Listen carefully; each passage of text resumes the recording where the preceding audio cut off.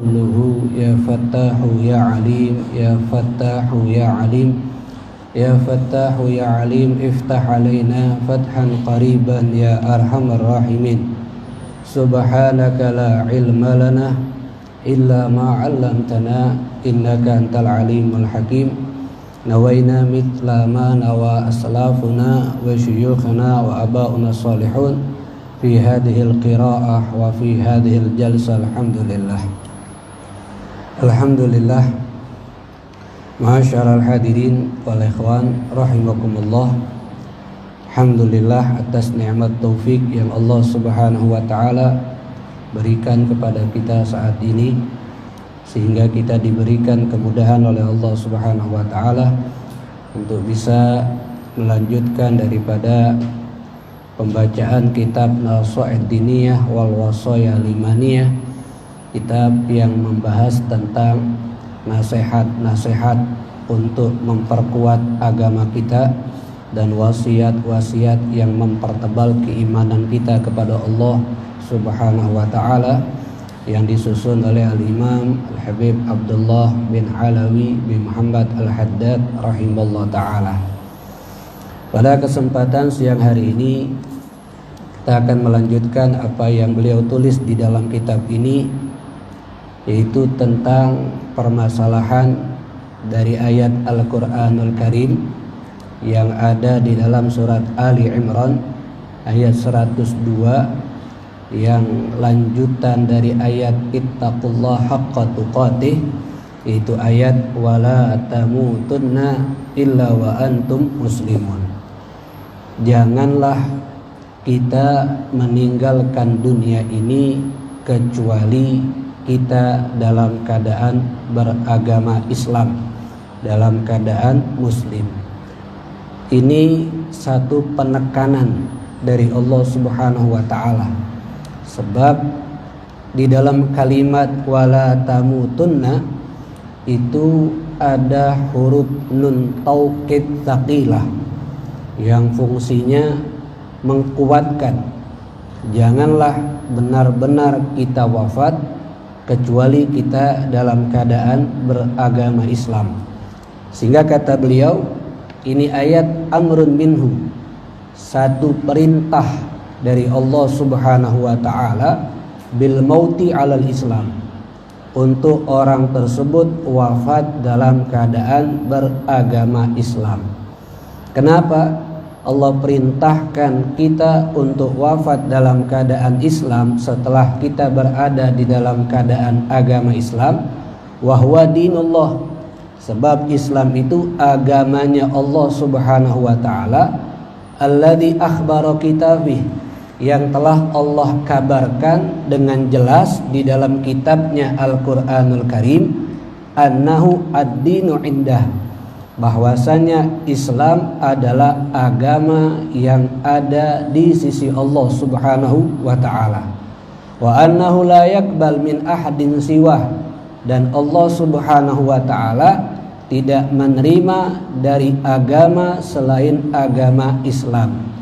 Wa annahu ad-din alladzi radiyahu li rasulihi wa li ibadil mu'minin, dan agama Islam itu agama yang telah Allah ridhoi untuk Rasulnya dan untuk hamba-hambanya yang beriman kepada Allah Subhanahu wa ta'ala. Itu diantaranya dalam ayat dalam surat Ali Imran ayat ke-19, Inna dina indallahi al-Islam. Ini ayat satu pengakuan dari Allah tentang agama yang ada di sisi Allah adalah Islam.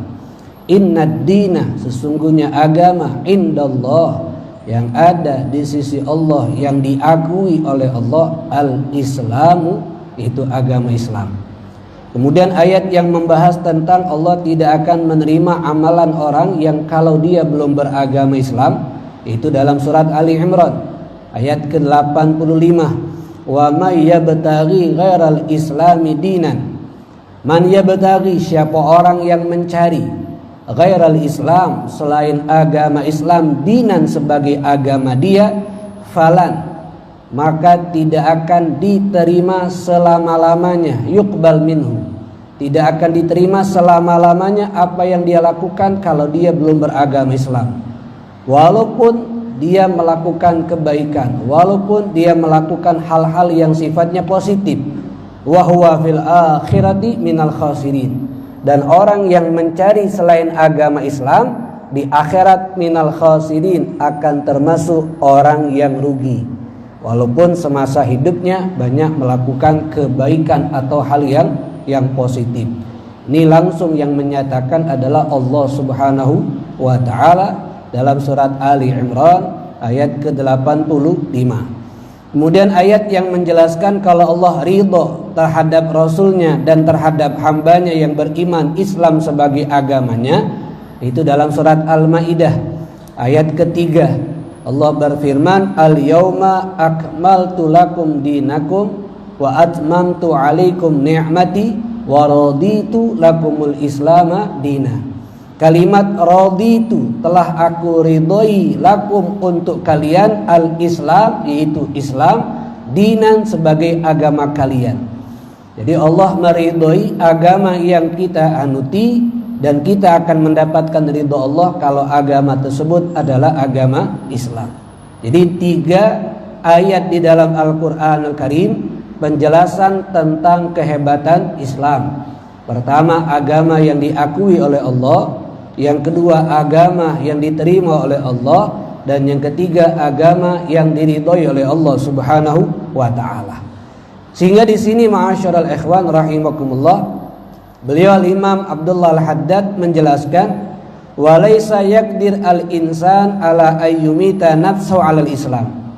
Seseorang walaupun dia sudah beragama Islam, sudah mengucapkan 2 kalimat syahadat yang menyatakan dirinya adalah muslim, tidak akan mampu untuk orang tersebut meninggal memastikan dirinya wafat dalam keadaan Islam.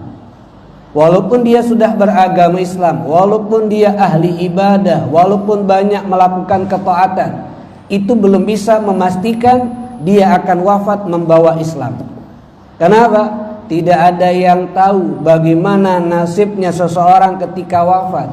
Yang hanya mengetahui adalah Allah Subhanahu wa ta'ala. Ini orang wafat dalam keadaan Islam atau tidak, baik dia sudah Islam, wafatnya masih Islam atau tidak, atau yang saat ini belum masuk Islam, belum bisa dipastikan apakah wafat dalam keadaan agama tersebut atau dia mendapatkan hidayah masuk Islam dan wafat dalam keadaan Islam.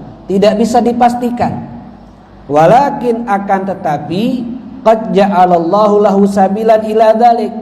Allah memberikan kepada Rasulnya untuk sampaikan kepada umatnya jalan-jalan yang kalau kita berpegang teguh dengan jalan tersebut, kita amalkan di dalam kehidupan jalan tersebut, itu yang bisa ada harapan besar untuk seseorang tersebut wafat dalam keadaan Islam.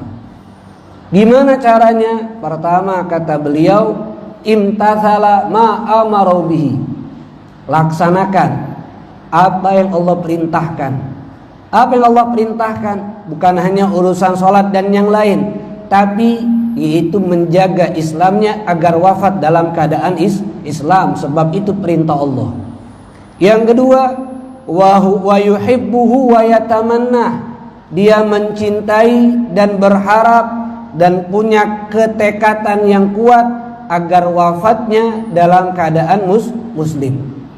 Yang ketiga, wa yakrahul mauta ala ghairihi minal adyan, dan mempunyai rasa tidak menginginkan, tidak menyukai kalau dia wafat bukan dalam keadaan muslim. Dan yang keempat, kata beliau, wala yazalu da'iyan mutadarrian wasailan minallah, selalu semasa hidupnya berdoa, berharap, meminta kepada Allah Subhanahu wa ta'ala ayyatawaffahu musliman, untuk saat dia wafat diwafatkan dalam keadaan muslim.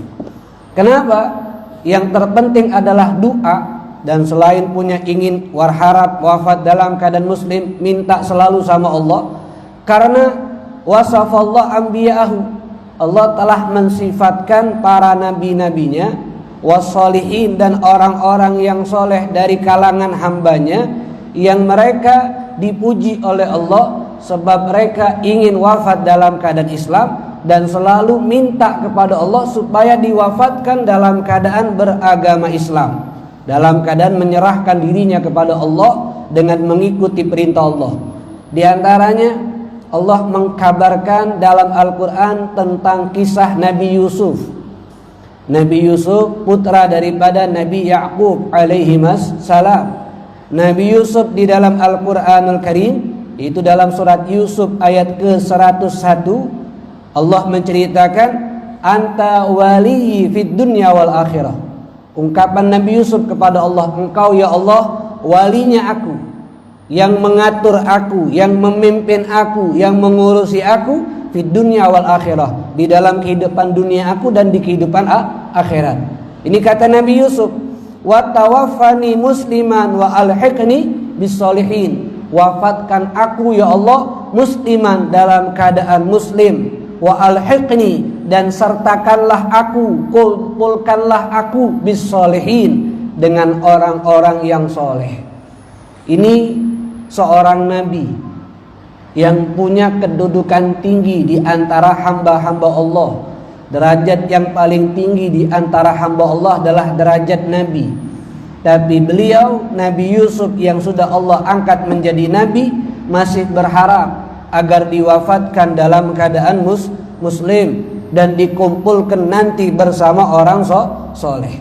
Bukan hanya ini, dalam ayat yang lain juga ketika cerita tentang Nabi Musa alaihissalam, yaitu saat Nabi Musa selalu dikejar oleh Fir'aun, selalu digoda oleh Fir'aun, diancam dan segala macam. Doa Nabi Musa alaihissalam supaya tetap terjaga Islamnya, dengan beliau berdoa kepada Allah subhanahu wa ta'ala, yang Allah ceritakan dalam surat Al-A'raf ayat 126, Rabbana afrigh alaina sabran. Ya Allah, kata Nabi Musa, afrigh, tuangkan kepada kami sabran, sifat sabar, wa tawaffana muslimin, dan wafatkan kami dalam keadaan muslim. Jadi dua nabi sudah dalam Al-Quran Allah ceritakan mereka meminta diwafatkan dalam keadaan muslim. Bahkan Allah subhanahu wa ta'ala juga menceritakan di dalam Al-Quranul Karim tentang Nabi Ibrahim alaihissalam dan juga Nabi Ya'qub alaihissalam, yang mana mereka berdua, Nabi Ibrahim dan Nabi Ya'qub, mewasiatkan dengan benar, dengan kuat kepada keturunannya untuk mereka saat wafatnya dalam keadaan Islam. Jadi Nabi Ibrahim mewasiatkan putranya Nabi Ismail, mewasiatkan putranya Nabi Ishak, Nabi Ya'qub juga begitu, untuk mereka menjaga Islamnya sampai wafat. Itu Allah ceritakan dalam surat Al-Baqarah ayat 132, wa wassa biha Ibrahimu banihi, dan telah berwasiat untuk wafat dalam keadaan Islam Ibrahimu bani, Nabi Ibrahim kepada putra-putranya, wa Yaqubu, dan Nabi Yaqub kepada putra-putranya, dengan kalimat ya bunayya, wahai putra-putraku, innallaha astafa lakumuddina, sesungguhnya Allah telah memilih untuk kalian agama, fala tamutunna illa wa antum muslimun, janganlah kalian wafat kecuali kalian dalam keadaan muslim. Jadi wafat dalam keadaan muslim ini adalah sifatnya orang-orang yang akan mendapatkan kemuliaan dari Allah subhanahu wa ta'ala. Sehingga tugas kita sebagai hamba Allah yang saat ini sudah berada di dalam agama Islam, yang sudah menjadi muslim, al-ijtihadu fi hifdzi islami. Tugas kita bersungguh-sungguh untuk menjaga Islam kita, wa taqwiyatih, dan memperkuat Islam kita.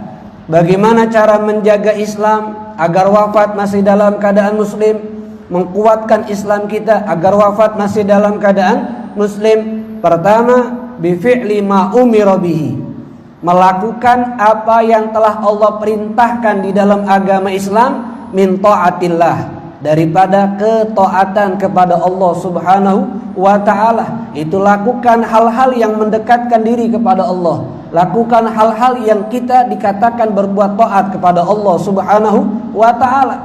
Kenapa?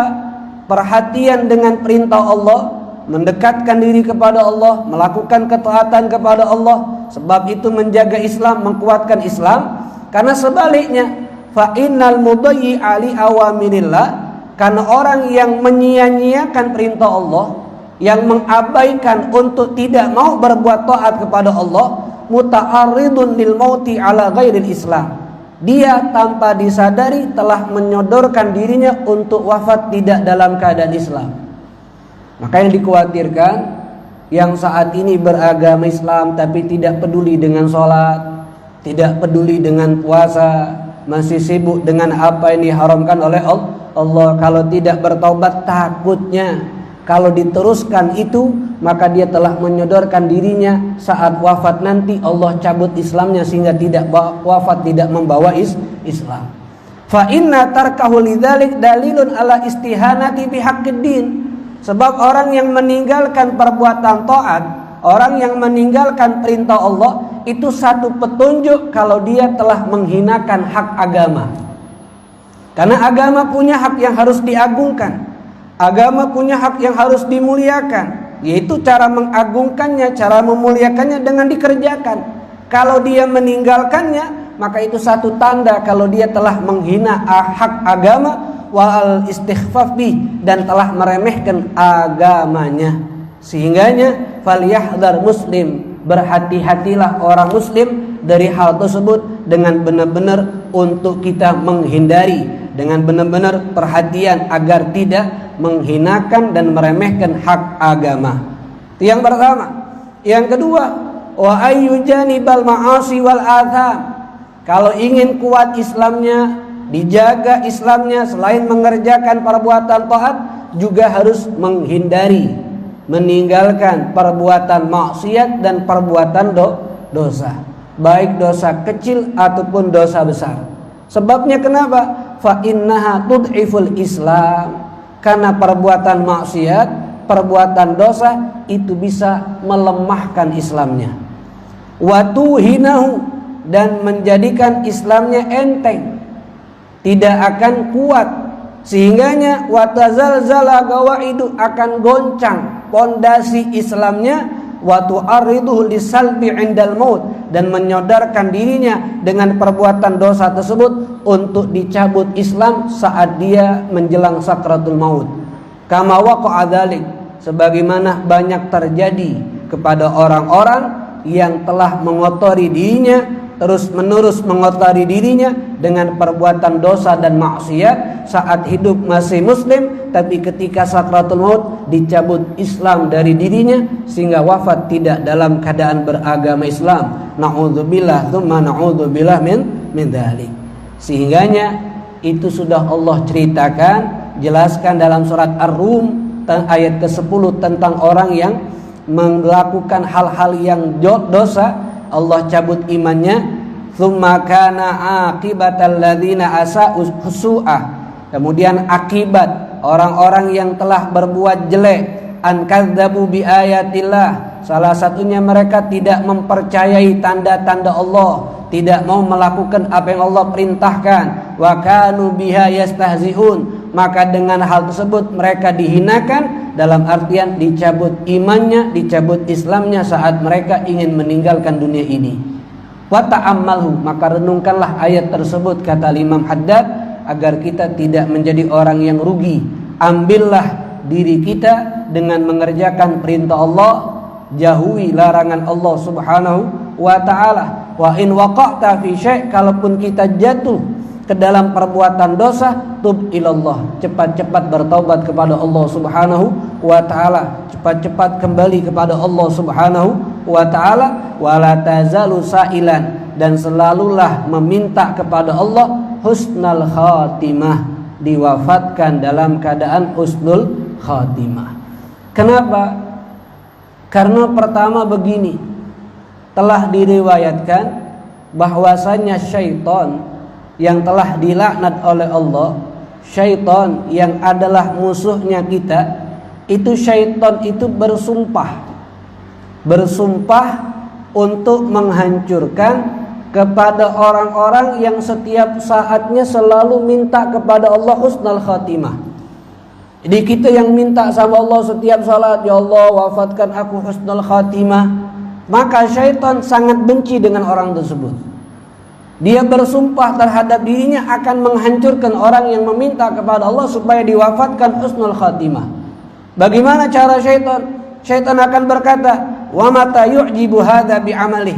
Kapan orang yang selalu minta kepada Allah wafat husnul khatimah, dia ujub dengan amalnya, dia bangga dengan amalnya, dia bisa sholat, dia ngerasa ini kehebatan aku bukan karena taufik dari Allah, sehingga dengan ujub tadi akhirnya Allah hilangkan pahalanya, sehingga itu yang menjadikan dia tidak akan wafat dalam keadaan beragama Islam. Jadi jangan kita sudah merasa aman walaupun setiap saat minta husnul khatimah. Kenapa? Karena kita saat itu menjadi musuh terbesar syaitan agar digoda iman kita supaya melakukan hal-hal yang jelek. Akhafu an fatin, aku khawatir, kata syaitan, itu orang cerdas. Dia minta husnul khatimah, dia jaga imannya, dia jaga hatinya. Aku takut dia cerdas, maka aku goda selalu supaya dia tidak jadi cerdas. Di bagaimana syaitan itu tidak putus asa.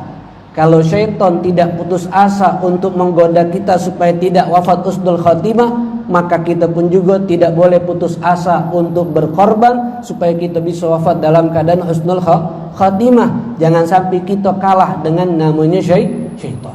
Jadi selalu minta kepada Allah untuk wafat husnul khatimah dan bawa dalam keadaan Islam. Kemudian selain itu juga wa aktsir minal hamdi, perbanyak kita punya lisan bersyukur kepada Allah atas nikmat Islam yang masih Allah berikan kepada kita. Kenapa? Fa innaha a'dhamun ni'am wa akbariha. Sebab Islam itu paling besarnya nikmat, paling agungnya nikmat yang Allah berikan kepada kita. Kalau Allah Subhanahu wa ta'ala memberikan kepada hambanya dunia beserta isinya, tapi dia tidak mendapatkan nikmat Islam, maka itu satu bencana buat dia, satu malapetaka buat dia. Tapi kalau ada seorang hamba diberikan nikmat Islam, tapi tidak mendapatkan dunia serta isinya, maka itu tidak akan menjadikan bencana buat dia. Kenapa? Karena itu yang akan membahagiakan dia di hari kiamat. Saat meninggal, tempatnya yang kekal adalah di dalam surga Allah Subhanahu wa ta'ala. Karena surga disiapkan bagi orang yang beriman kepada Allah Subhanahu wa ta'ala, dan neraka disiapkan bagi orang yang tidak beriman kepada Allah Subhanahu wa ta'ala. Apalagi ungkapan kalimat alhamdulillah ala ni'matil Islam wa kafa biha min ni'mah, ucapannya itu baik, sudah bernilai pahala yang besar.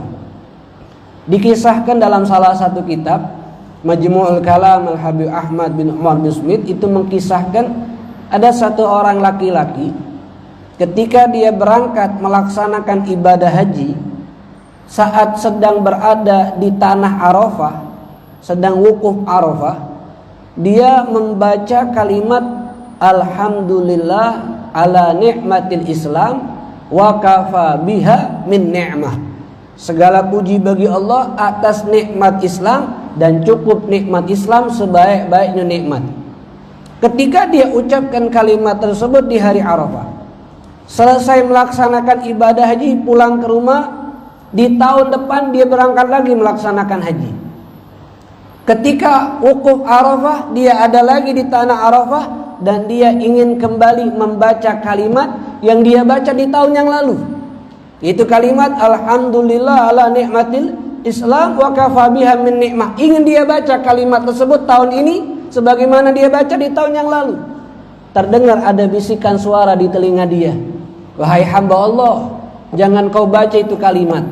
Kenapa? Pahala yang kamu baca di tahun lalu, kami para malaikat sampai sekarang belum selesai mencatat pahala tersebut. Apalagi kalau kau baca tahun ini dan saat ini kau kembali baca, maka kami akan semakin banyak mencatat pahala kamu. Kemarin dia belum selesai, apalagi ditambah ke sekarang. Ini Masya Allah, kalimat kita bersyukur atas nikmat Islam sudah mengandung pahala. Apalagi kalau kita jaga dengan lakukan apa yang ada di dalam agama Islam. Dan kita sedihnya, ternyata omongan Nabi Muhammad SAW benar, kata Nabi, sayati alanna zamanun la yabqal Islam illa rasmuh. Akan datang kepada manusia satu waktu, kata Nabi, tidaklah tersisa Islam bagi mereka kecuali namanya baik, identitasnya baik Islam, tapi perilakunya bukan Muslim. Identitasnya Islam, tapi sikapnya bukan orang Islam. Identitasnya Islam, tapi perintah Islam tidak dia lakukan. Akan datang, dan ternyata omongan Nabi saat Nabi Muhammad masih hidup ternyata sudah bisa kita lihat saat ini. Banyak orang mengaku Muslim tapi sholat tidak dilakukan. Banyak orang mengaku Muslim tapi puasa Ramadan ditinggalkan. Banyak orang mengaku Muslim tapi larangan-larangan Allah tidak dia pedulikan, tetap dia kerjakan. Ternyata omongan Nabi Muhammad itu benar-benar terjadi saat ini.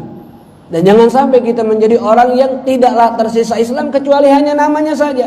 Tapi jadilah orang yang benar-benar Islam itu ada di dalam diri kita, bukan hanya nama, tapi perbuatan, sikap, perilaku, akhlaknya, semuanya ada dalam diri kita, yaitu tentang Islam. Kemudian wa alaika alla tazala khaifan wajilan min su'il khatimah. Setelah minta kepada Allah husnul khatimah, kita juga harus punya takut, punya sifat takut wafat su'ul khatimah. Biar imbang, harapan ada, takut juga ada. Kenapa? Fa innallaha muqallibul qulub. Sebab yang membolak-balikkan hati seorang hamba adalah Allah. Yahdi may yasha. Allah bisa memberikan hidayah kepada siapapun orang yang Allah kehendaki. Bahkan Allah pun juga bisa menghilangkan hidayah dari orang yang Allah kehendaki. Maka doa Nabi, ya muqallibal qulub, tsabbit qalbi ala dinik.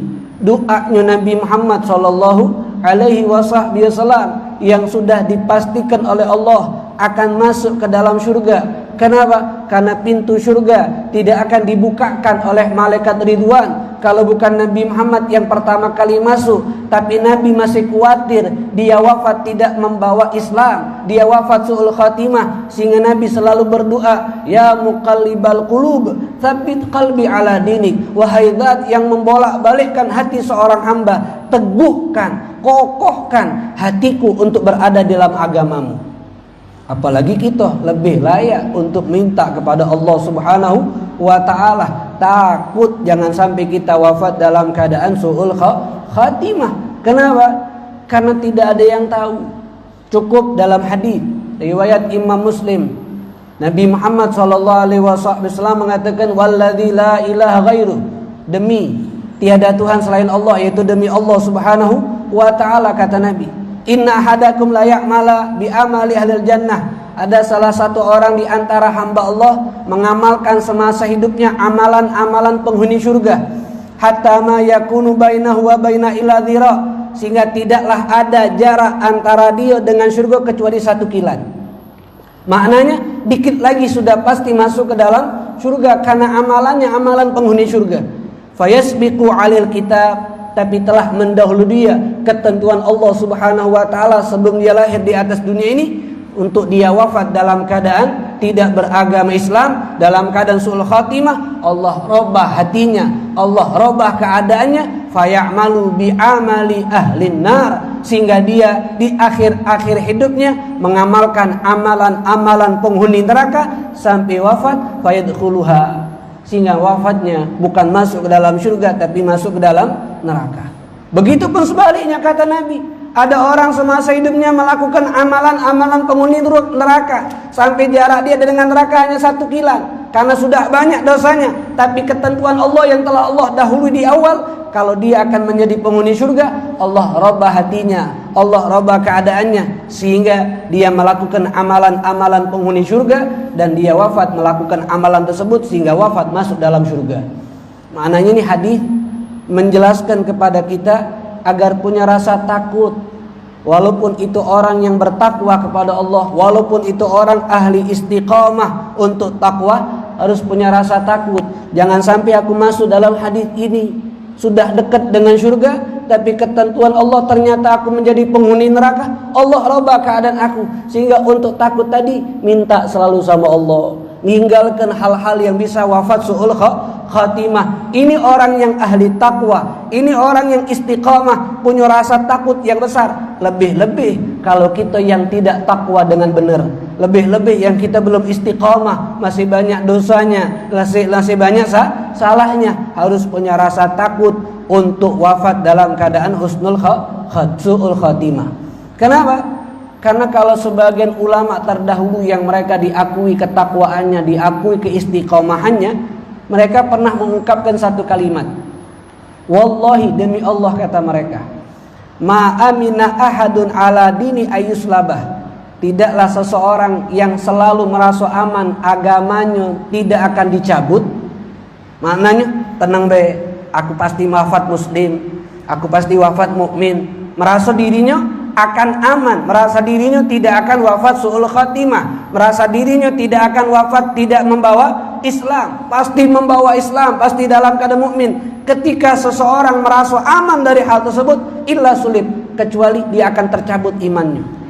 Kenapa? Karena kesombongannya sudah mendahului Allah kalau dia wafat dalam keadaan muslim. Padahal itu tidak baik untuk kita yang ada rasa takut selalu kepada Allah subhanahu wa ta'ala. Jangan sampai wafat dalam keadaan su'ul khatimah. Sampai dikisahkan mereka tuh saking takutnya wafat su'ul khatimah, padahal amal mereka tuh luar biasa banyaknya daripada kebaikan, dosa mereka itu sedikit.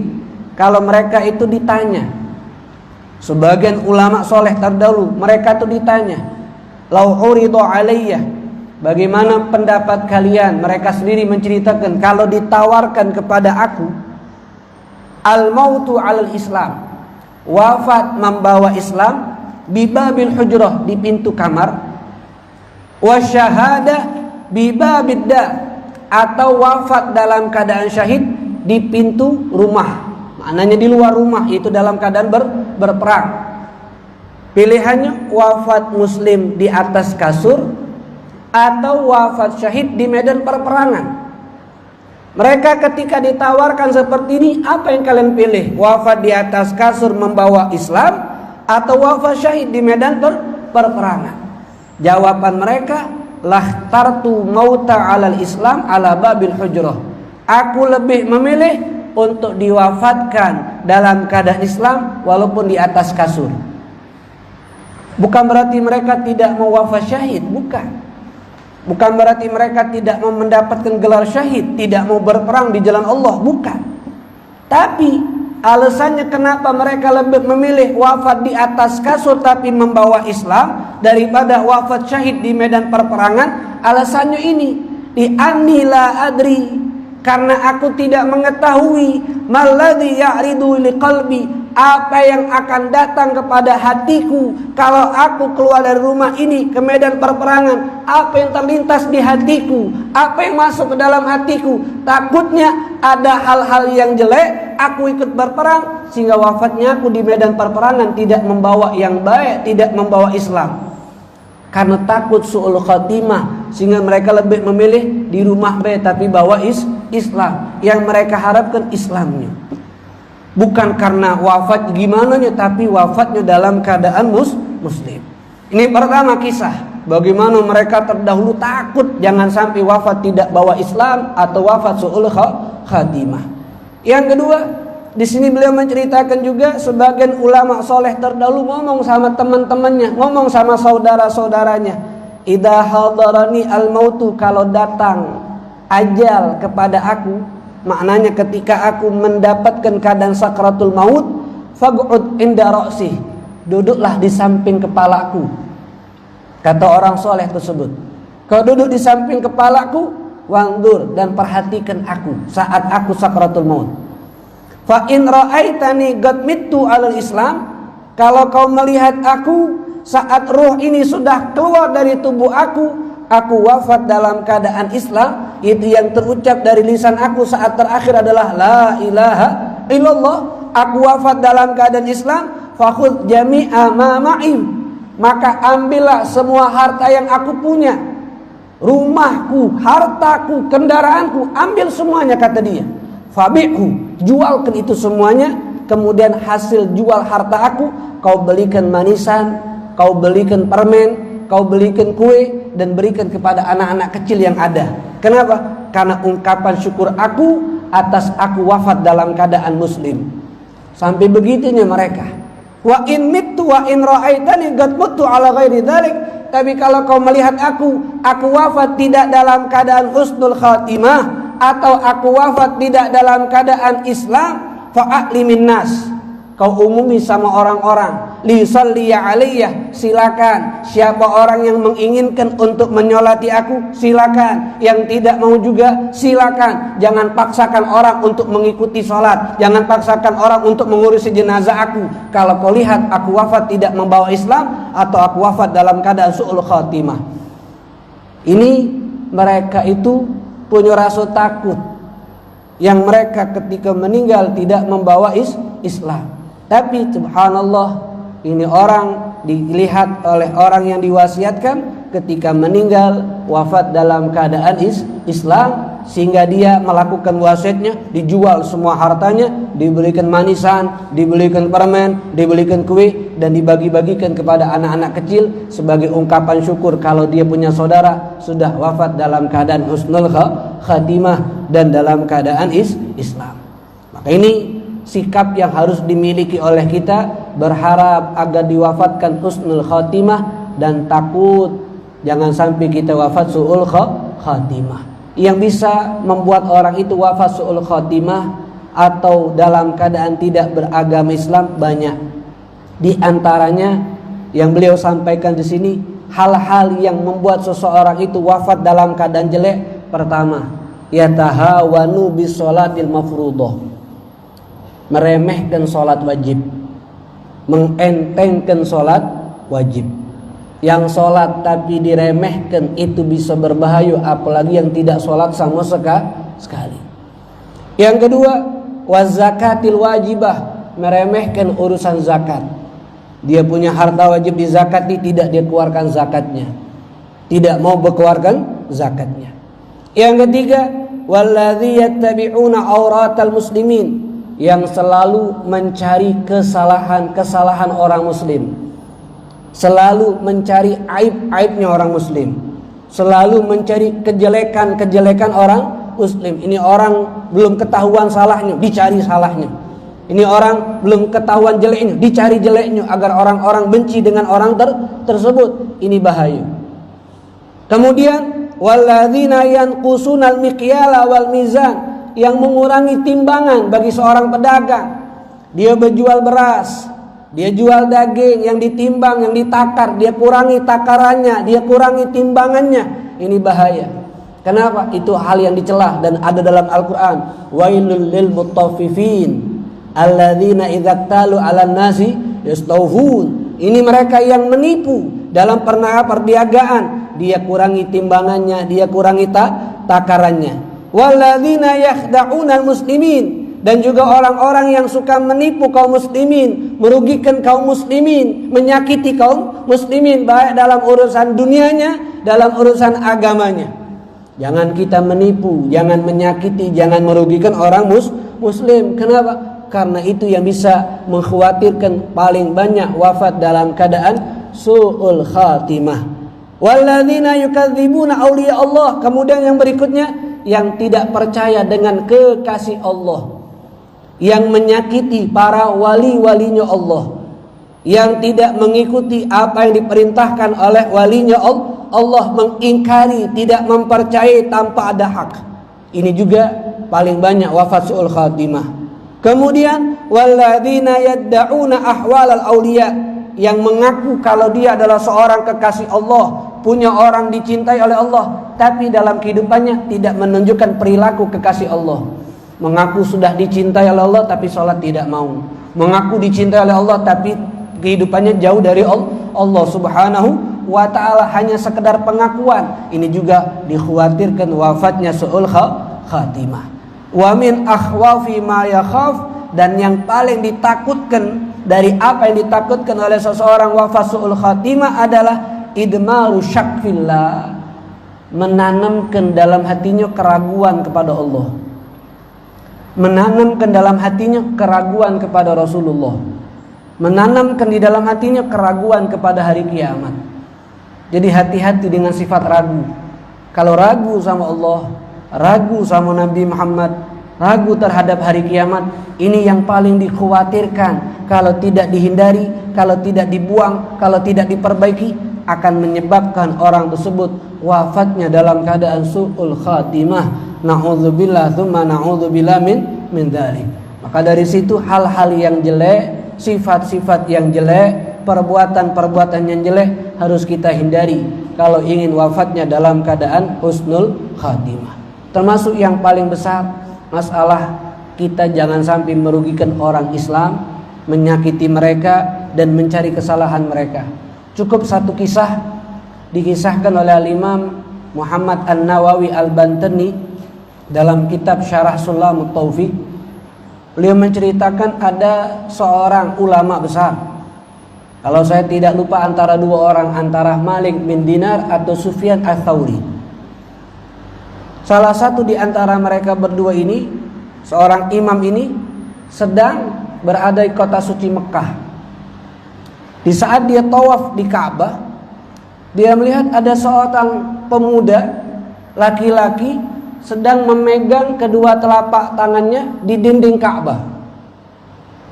Sembari dia membaca kalimat, ya Allah wafatkan aku dalam keadaan Islam, ya Allah wafatkan aku dalam keadaan husnul khatimah. Dan kalimat itu diulang-ulangi terus oleh orang tersebut, tidak ada kalimat yang lain. Sehingga ulama ini memperhatikan, ini orang sudah ada di depan Ka'bah, yang secara umumnya kalau orang di depan Ka'bah permintaannya banyak. Tapi kenapa dia hanya minta wafat dalam keadaan Islam, wafat husnul khatimah, tidak ada permintaan yang lain. Sehingga dia digerti oleh imam ini, ditanya, wahai pemuda, saya kagum dengan kamu, begitupun saya juga heran dengan kamu. Kalau orang datang ke sini permintaannya banyak sama Allah, tapi kenapa kau hanya minta satu, minta dalam keadaan Islam ketika wafat dan minta dalam keadaan husnul khatimah? Kenapa tidak ada permintaan yang lain? Maka kata pemuda tadi, kalau saya ceritakan alasannya kau akan mengerti, kau akan memaklumi. Sehingga penasaran ulama tersebut, apa alasannya? Diceritakan, saya punya kakak dan saya punya adik. Saya adalah anak kedua. Kakak saya seorang muadzin, orang yang selalu azan setiap 5 waktu, dan dia lakukan itu azan ikhlas karena Allah.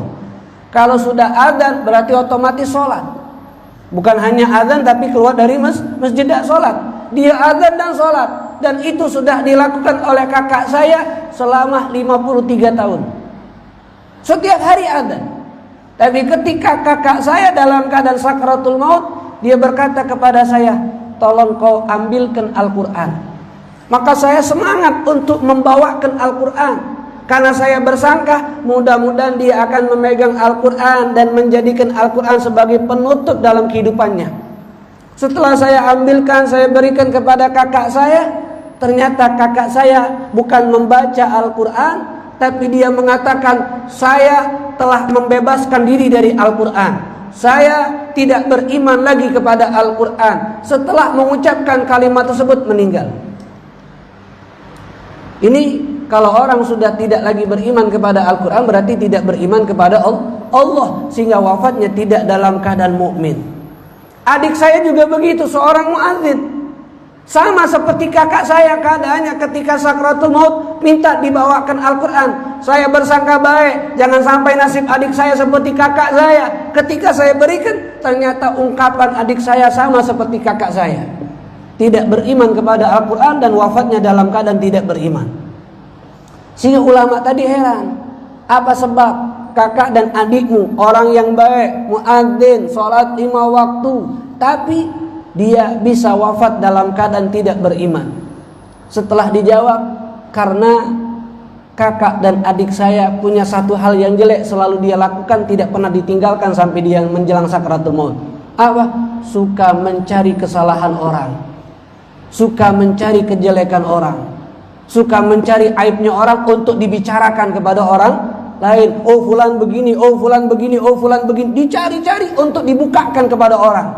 Ternyata itu yang Allah murka, sehingga Allah cabut imannya saat dia dalam keadaan sakratul maut. Dan itu yang saya takutkan, sehingga saya di sini selalu minta wafat dalam keadaan Islam dan husnul khatimah. Kenapa? Karena saya tidak mau saya punya nasib saat meninggal sama seperti kakak saya, sama seperti adik saya, dalam keadaan tidak beriman kepada Allah Subhanahu wa ta'ala. Di sinilah Allah tegaskan di ayat tadi, wala tamutunna illa wa antum muslimun. Jangan sekali-sekali kita wafat kecuali dalam keadaan Islam, dengan lakukan jalan-jalan yang sudah Allah berikan kepada kita melalui Rasulnya. Ini kalau ingin wafat dalam keadaan muslim. Tinggalkan hal-hal yang kebanyakan itu menjadi sebab untuk wafat dalam keadaan su'ul khatimah, kalau ingin wafatnya husnul khatimah.